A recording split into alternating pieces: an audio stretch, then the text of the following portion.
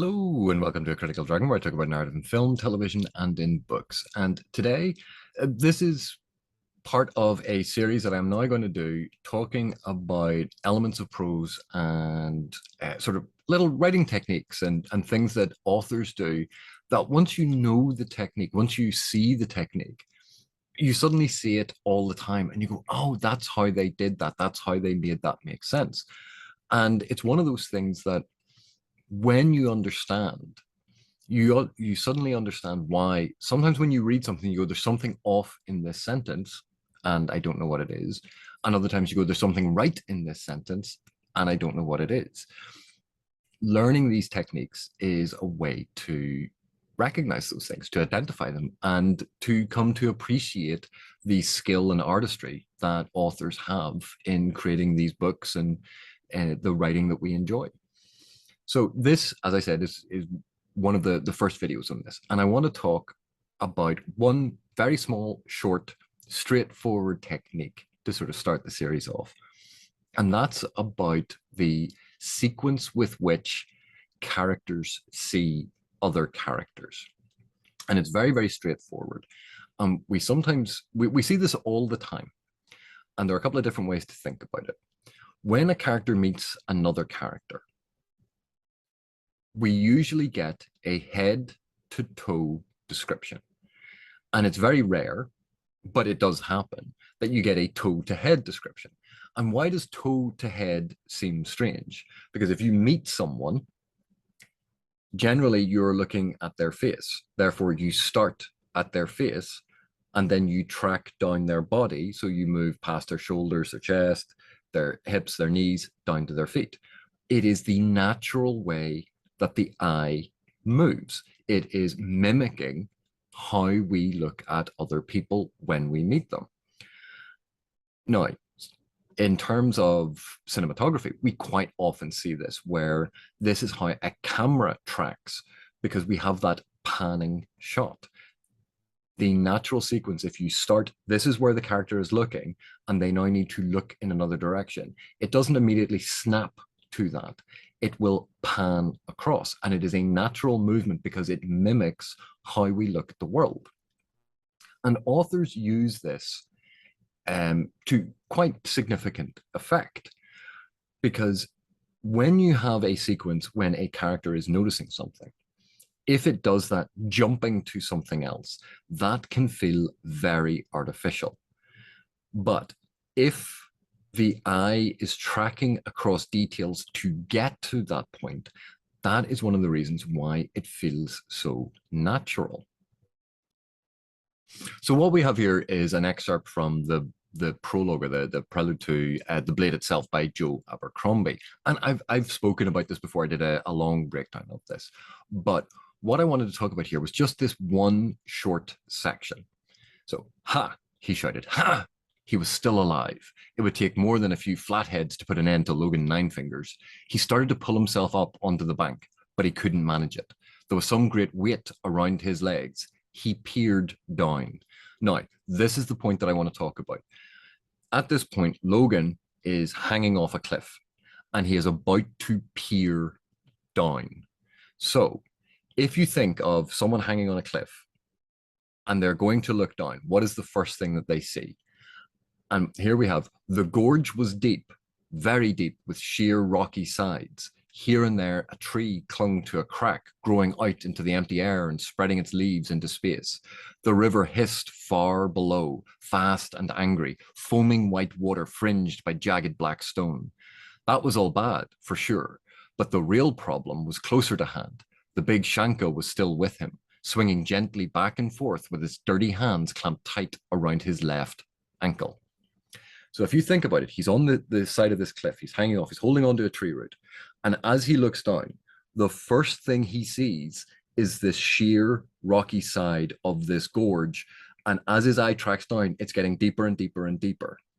And as he looks down, as his eye is moving along, he notices, some trees sticking out of it until he can see the bottom of the gorge because he's still moving his head. And at the bottom of the gorge is this river. The river is hissing and it's far below and it's angry. So it's this big white water river. And He then turns further along until he is now looking down his own body and can see the Shanka hanging there. But one of the reasons this is interesting is because if you were thinking in terms of essay writing or in newspaper writing, this is not the order that you would do things in. If you were a journalist, one of the rules that you kind of use in journalism is you put the important thing first. That the first thing that Logan should notice here would be the Shanka hanging off his leg. It's the most important thing. But because this is fiction and not journalism, what we have is a psychologically real mimicry, a verisimilitudinous attempt to recreate how Logan's eyes are actually moving, and the camera then basically following what he is looking at to get to the point where he sees the Shanka. So you can see this is a very natural movement, and it is one of the most natural ways to sort of have this eye line of the character, because it draws us in closer in a more immersive fashion into the character experience. So even though this is third person, because it is that limited third, because it is a close third, it's close in on this character, the camera, the description, what we are seeing is heavily focalized through what the character is seeing and in the order in which the character sees it. And that gives us that connection to this character. We feel that we are seeing what he is seeing as he is seeing it. So that's a way that the close third is achieving what we sort of naturally assume a first person perspective would naturally do. Because if this was first person and I was describing it, and I looked down, and as I looked, you can see how it would track the same movement. It would start from looking straight ahead, then looking down to the left, because my head doesn't naturally just tuck down, it turns and moves. And so that is what's being recreated here. So I think this is a really good example of how using third person, but being aware of character logic, character psychology, and the psychology of how we read and how we are engaged with the text can create a level of closeness between the reader and the character, regardless of whether it is first person or third. So the next extract I want to look at is from the short happy life of Francis Macomber. And the sequence we're going to look at is when Mrs. Macomber is going to basically check out the hunter, Wilson. Mrs. Macomber looked at Wilson quickly. She was an extremely handsome and well-kept woman of the beauty and social position which had, 5 years before, commanded $5,000 as the price of endorsing, with photographs, a beauty product which she had never used. She had been married to Francis Macomber for 11 years. "He is a good lion, isn't he?" Macomber said. His wife looked at him now.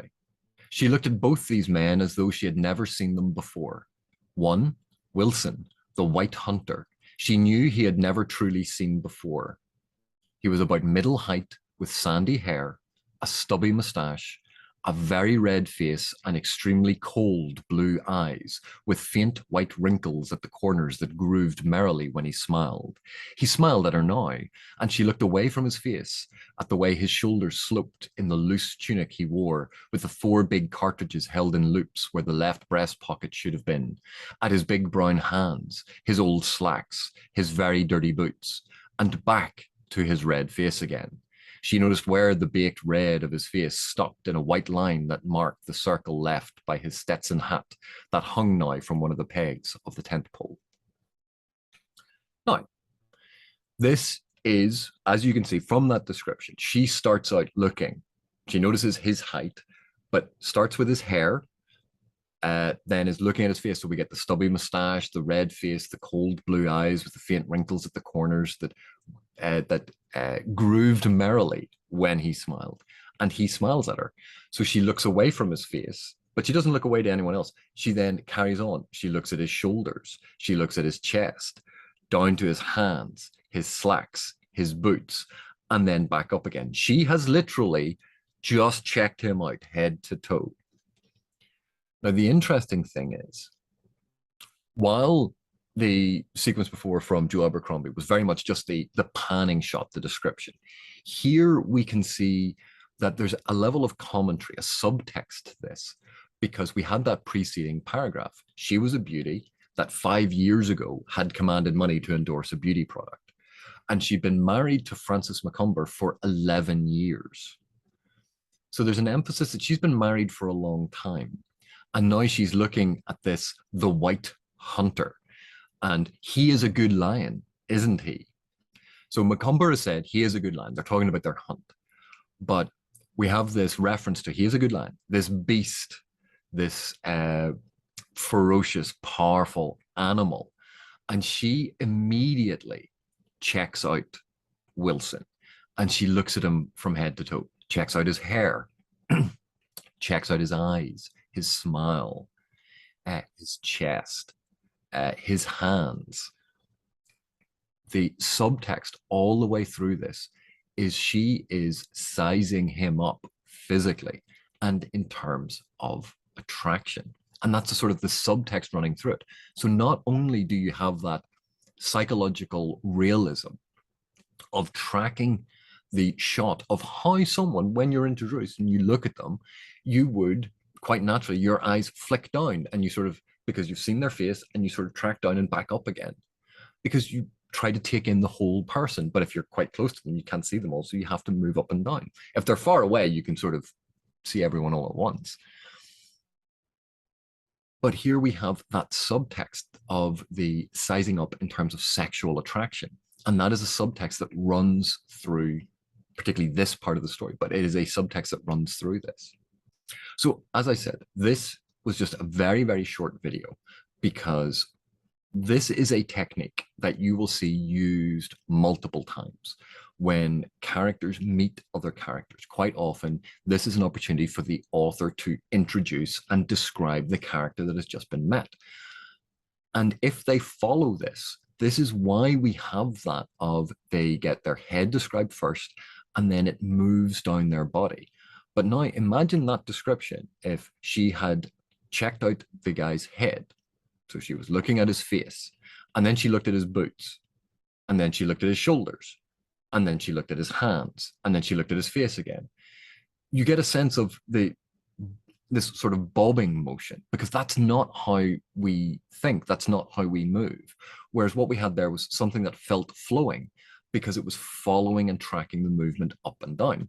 So when you see description in novels, that's one of the reasons why we get that as a standard technique to introduce someone.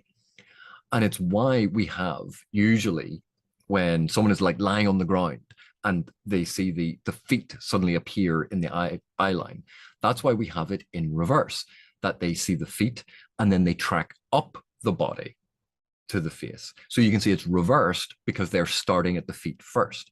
And you can see how authors and writers play with this. We've seen it in cinema all the time. It's very easy to visualize because this is a very visual technique.